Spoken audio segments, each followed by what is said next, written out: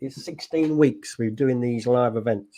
There we That's go. commitment for you, being accountable. 100%. We saw each other last week at a network meeting in Kent, which is a long way from where you are. I think we were sort of briefly talking about it last night as well, about the fact that network meetings are great places for people to expand their horizons and their business. And, well, that's business to business, I think. Yeah, definitely. And I think a friend of mine was started a coaching business. He went off to some fairs and stuff like that where, she put herself a little stand and got business that way. Because I think tip for people, especially on Accountability Mondays, is to think about how or where you get your business from, because you've got to put yourself out there, and sometimes it can be quite daunting, can't it? You're in this space where you're trying to get business and you're a new fledgling business or entrepreneur or go-getter and trying to get business in. Where do you go? How do you do it? I've always been good at it. I've always been one for, okay, well, if I do this, then I'll get clients in. One of the accountability ones right at the beginning, I was suggesting to people,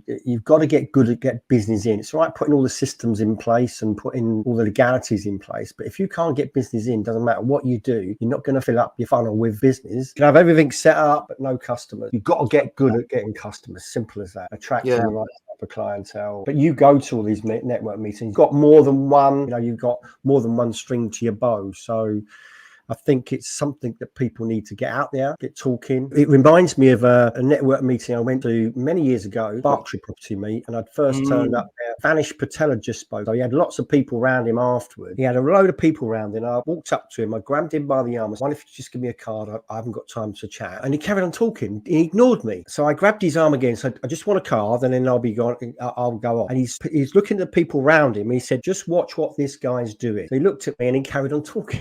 And look, I just want a card. I don't want to be rude about it. So he gave me a blank business card. So I looked at it and went, no, just can you write your number down on it? And the point he was trying to make to the people around him, he said, just watch how persistent this guy was to get my number. Because I kept asking him. I was prepared to sort of interrupt him while he was talking. And that's my point, really, is that you've got to grow a pair sometimes. You don't want to be outright rude, but sometimes you've got to have very clear objectives of what you want. I thought this guy could help me get where I want to go. I want his number. And then I can call him following day, which I did. I called him the very next day. And I think that plan for me was I want to get in touch with people, want to get their numbers so I can schedule calls with them, find out how I can accelerate my business. So I had a plan. It wasn't necessarily a formulated plan, but I had a plan in my head. And they need to get comfortable being uncomfortable. I mean, I know your answer. I could probably write on a piece of paper now, but I mean, I went to this private members club last week. When you come to take your place to sit down, I was like in the middle of no one I knew. And I mean, people could be like, really? That ruined their night. So I think this is interesting, John. I don't know if you know, but I am very shy. Yeah, but you'd be comfortable with that, though, wouldn't you? But by nature, my default setting is I'm very shy. I'm very insular. Taught myself, pushed myself out there. I wouldn't get where I wanted to go if I wasn't. So I was forced into it in a way. I'd still find it uncomfortable in a crowded room with people I don't know. But once you break the ice, then you're away. Training yourself to do that. And a great way to do this is what I used to do many years ago. And this is all about conditioning. When I first got a dog, there was a loop I used to do, and I made it my business to say hello to every single person that I came across. Smiled in the morning, and it was a habit that I still do today. I still go past someone, say good morning. I don't necessarily for a chat. What it does is it conditions you into not feeling uncomfortable saying something like that, or introducing yourself, or making the first move, so to speak. Because I remember meeting Simon Zucchi for the very first time in 2010. I'd never done a network meeting. I'd never done any talk. I met him and someone introduced me to him, and I thought, who the fuck's this geezer?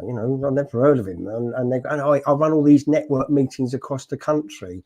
So my brain is ticking, thinking, he's got all these network meetings. I want to do some public speaking. He's got the platform I can jump onto. I said to him, what do I need to do to come and talk at one of your meetings? So he's asked me, you can come along you might learn something at one of these meetings. So I was very dismissive of him. And then when he asked me a few questions, he realized my experience, and then went, I'd like you to talk one of my meetings in about 3 months' time, which he wanted me to talk to his graduates graduate program. I took his number, and this was on the Sunday, scheduled it in my head. I would ring that guy on Tuesday. And he said, right, okay, we'll put it in the diary. And then he rung me on the Wednesday and said to me, what are you doing Thursday? Well, tomorrow night. This was for the 11th of March, very first talk I ever did. And he said, someone's cancelled speaking event. Can you fill in? And I went, I've got nothing prepared. Listen, you could talk for England, just turn up. And I had a piece of paper with some addresses on it. And I did my first talk at a network meeting in front of, 100 people. Never done it before, but the determination was there. I knew what I wanted. Trust me, John, it was a little bit daunting to say the least, because I've never done a public speaking event before in my life. And I thought, well, this is a great way to practice. And that's what I did. And within a very short space of time, I was talking at every single network meeting I could find. I was contacting people, but I went out there and found it and done it and pushed and pushed. And this is really coming down to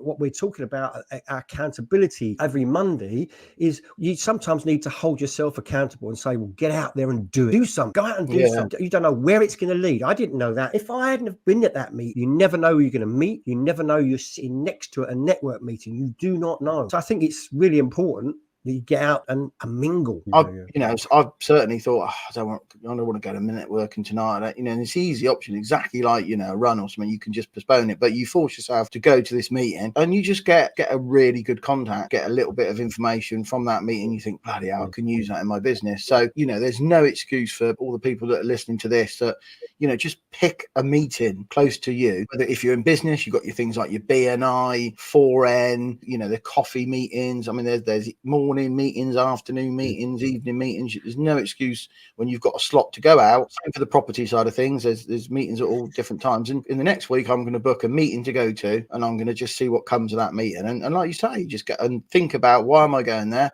What's my sort of avatar? What's my ideal client? How can I help the person you're talking to? And Google a couple of questions if you're nervous, some ice break questions. I mean, what would you say to someone when you're walking up to them for the first time? There you go, on the spot. My name's Paul. What's your name?